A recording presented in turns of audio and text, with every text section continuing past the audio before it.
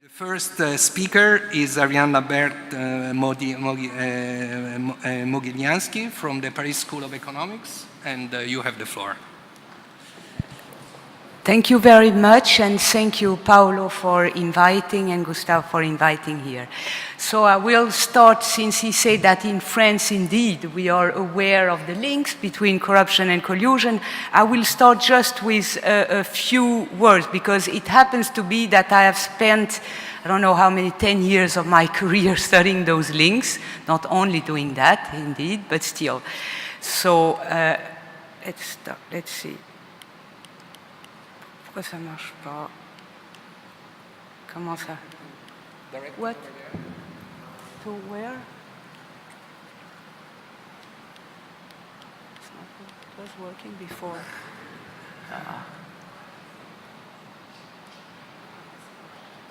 Is there another? Okay, so let me start talking. According to a judge in the pôle financier, yeah, that was it. It works now?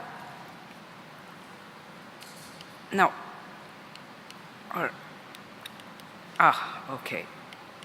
So according to a judge in the pôle financier, there exists almost not a single case in France of large-scale collusion without corruption.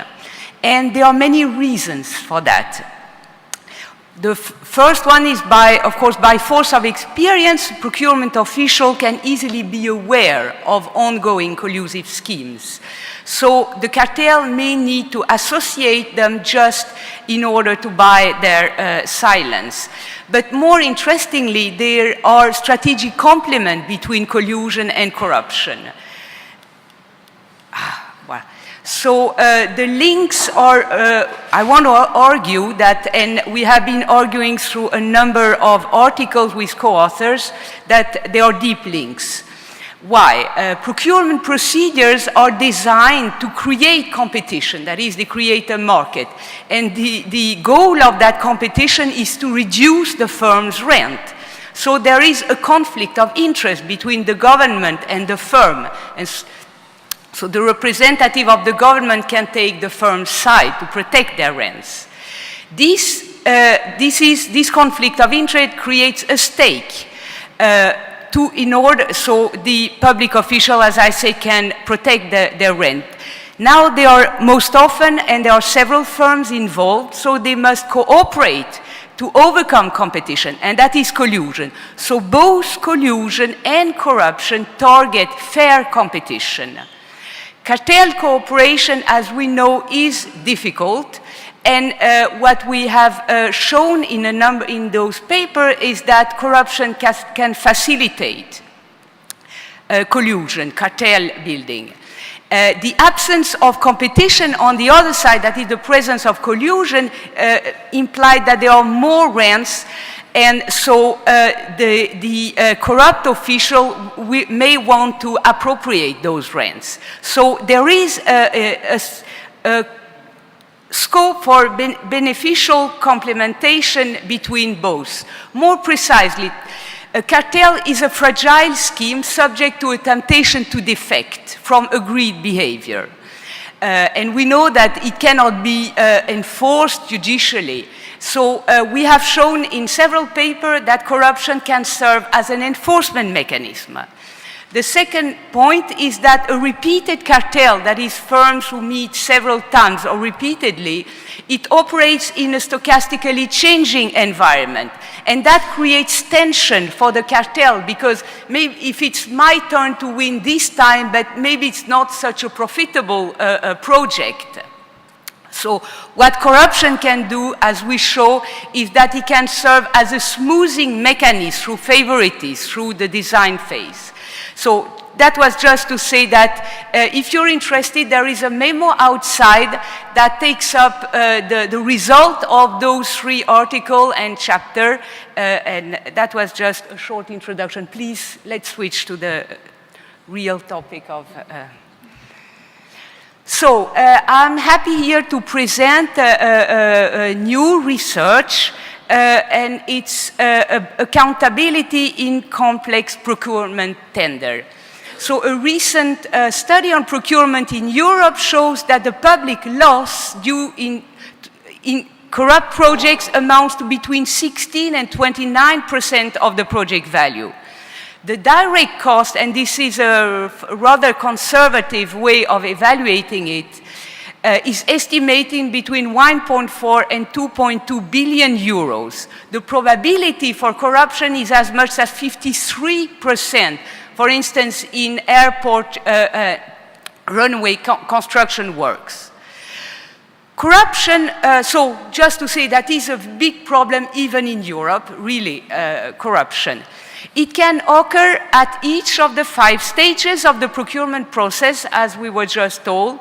The first is need assessment. The second is the preparation of bidding document, including technical specification. That is what we'll be interested in. Then there's contractor selection, contract execution, and final accounting audit. Corruption can occur at every stage, and it's relevant to study it at every stage. But here we shall be interested in favoritism at the stage 2. So indeed, often when a tender is announced, the winner is already known. The project has been finalized. You see the project and you understand that is for, say, that is for Bouygues. It's clear, it's obvious for those who know the industry. But at the same time, fine tailoring, that is favoritism at the design stage, has only received very little attention. One of the reasons is that it is truly a very difficult issue. Because when you have a technical specification, it always favors some firm. That would be the winning firm, of course. The problem is that favoritism is undue or if it just reflects social preferences. And to be able to evaluate that is very difficult. So the objective of this paper is to investigate how we can combat favoritism by holding the procurement officer accountable. There is a rather small literature about accountability in political sciences, also related to it on optimal monitoring with costly verification, and also more interestingly because I find it's the persuasion literature. Since we have very short on time, I won't extend on that. So let's talk about accountability now. So what is the challenge of accountability? The agent, the procurement officer, has a mandate. It is to translate social preferences into a technical specification. And accountability is about challenging the public official decision by requesting a justification. That is, he has to justify his decision. But the problem is that requesting that the procurement agent justifies every detail of his decision is not feasible because it takes a lot of time and you cannot process the information. So what it means is that efficient accountability demands targeting the justification request. And efficient targeting requires information, which is generally unknown to the citizen, that is, to the government, which is represented, or is representative. But what we have in mind is that competitors, who know each other, they have very relevant information for that targeting. So we investigate the property of a simple mechanism which is based on alert from competing firms. And this is part of a broader research project which is concerned with how can we get the private sector or element of the private sector to be a partner in the fight against corruption.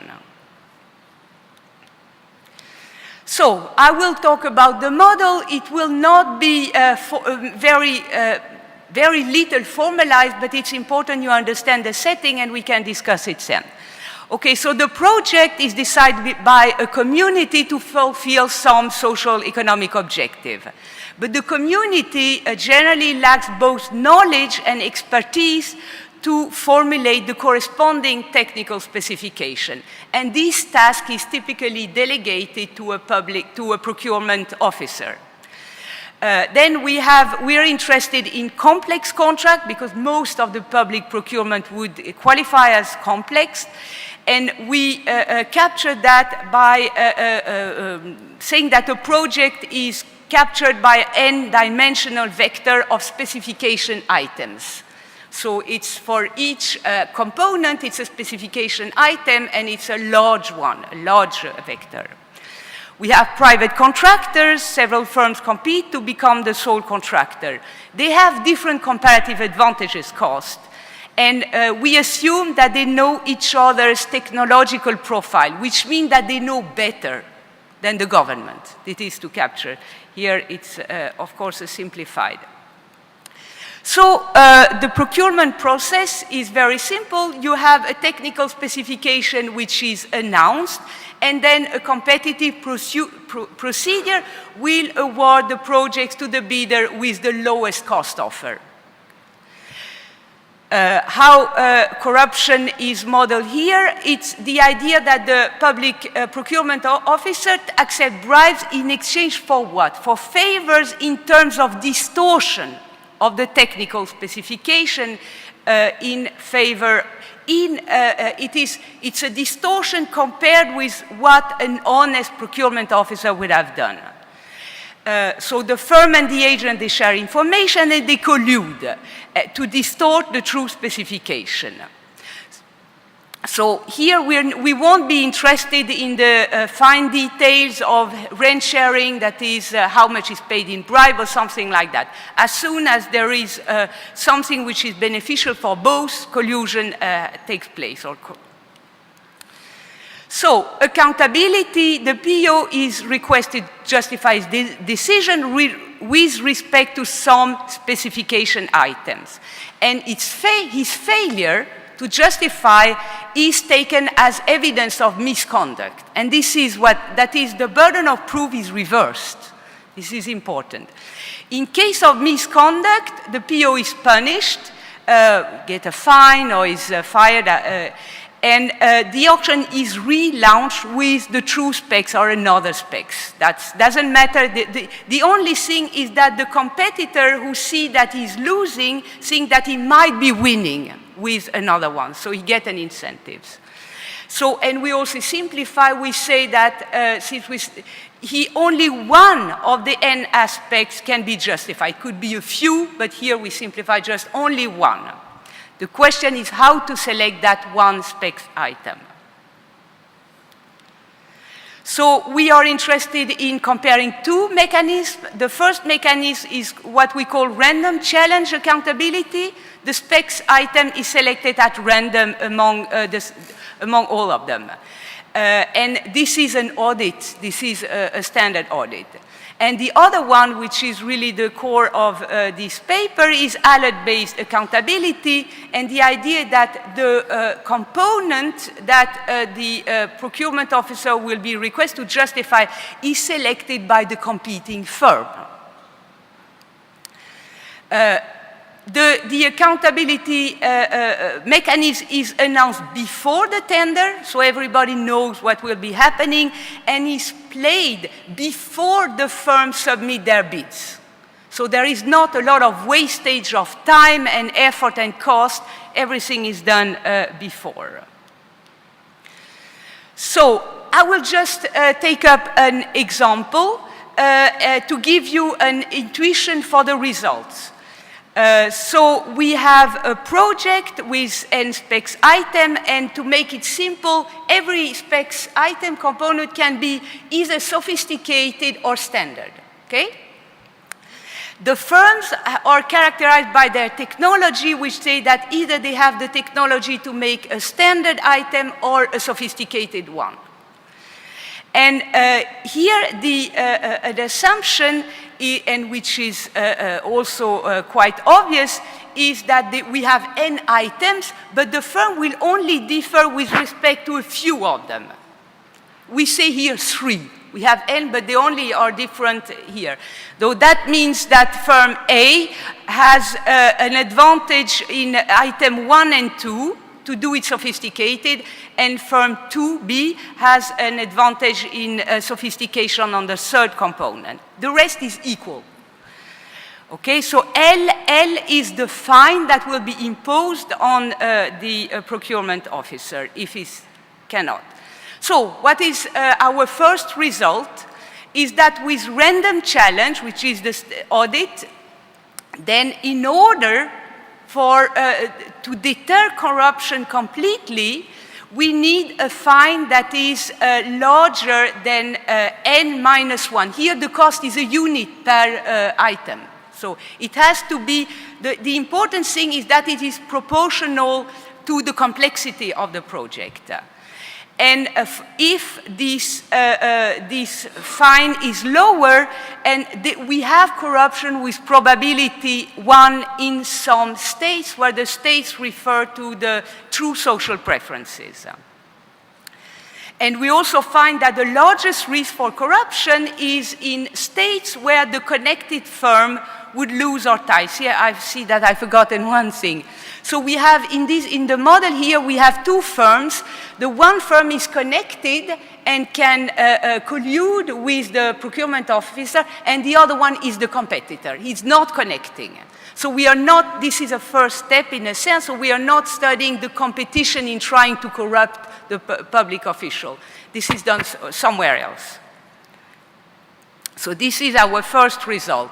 So we learn here that with RCA, random challenge, the more complex the project, the more difficult to prevent corruption. That sounds very intuitive.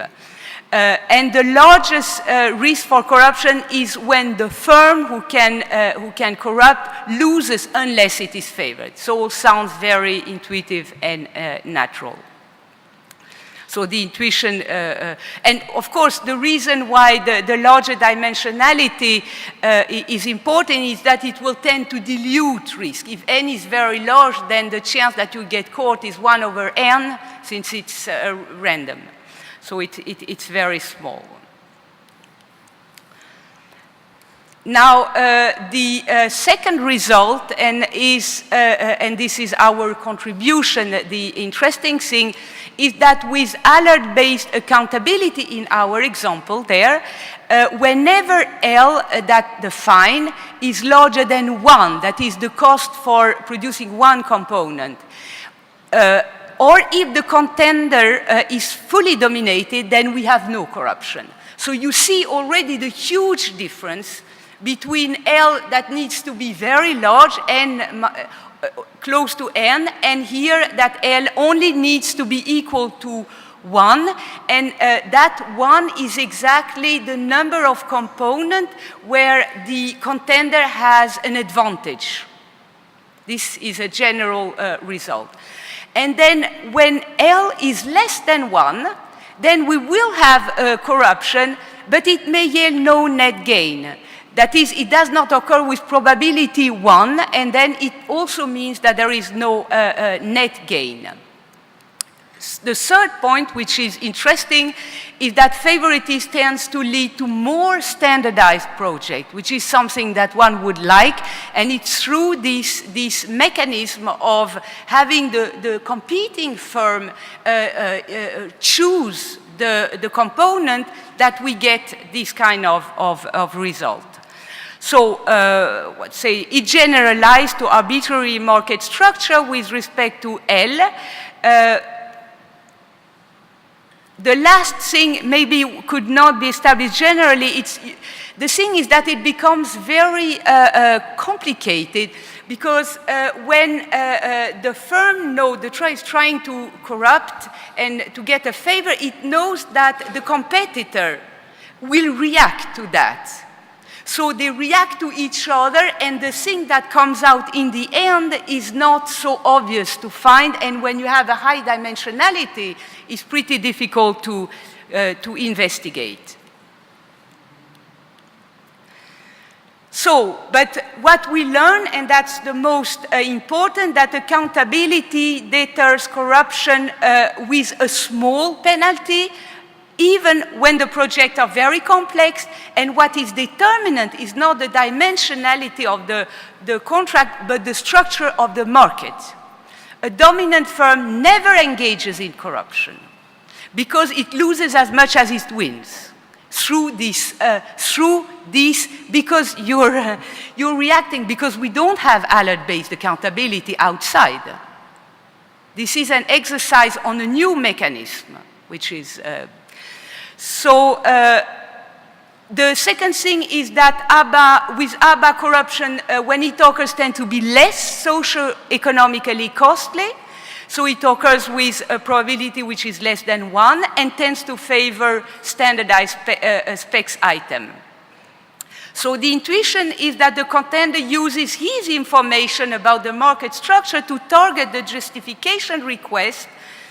So only specs items where firms differ will be suspected. And that is a much smaller, that simplifies the problem a lot. And then the contender randomizes in equilibrium and accounts for the asymmetry in preferences, and that will lead to more standardized projects. More standardized specification being the outcome of corruption. So these are the two main results. I don't know how I'm doing with time here. So I'll go on conclusion. I hope we'll have a discussion afterward. So accountability is a crucial instrument in the fight against corruption. An important lesson from the political science literature, political economy, is that accountability benefits from appropriate structure of check and balances, that is, using and creating conflicts of interest to contain abuses of power. That is what we want to use in this context. A major issue in bureaucratic accountability is to challenge the public official on the right aspect of his decision, that is, that are suspected to have been distorted, not to miss the point, so to say. Relying on competing firms' interest to win, because if the thing is relaunched, it has a better chance to win, enable a dramatic increase in the efficiency of targeting requests for justification. So, anticipating well-targeted challenge on a decision, the public official refrains from corruption for low level of punishment and changes strategically the patterns of corruption, which leads to a less socially costly forms of favoritism. So we find that a well-designed accountability mechanism has a powerful potential to contain corruption. And finally, this mechanism is simple and easy to operate. It does not rely on unrealistic information assumption from the citizen, and it is very little costly. It is paid before the submission of the official offer. Okay, thank you very much for your attention.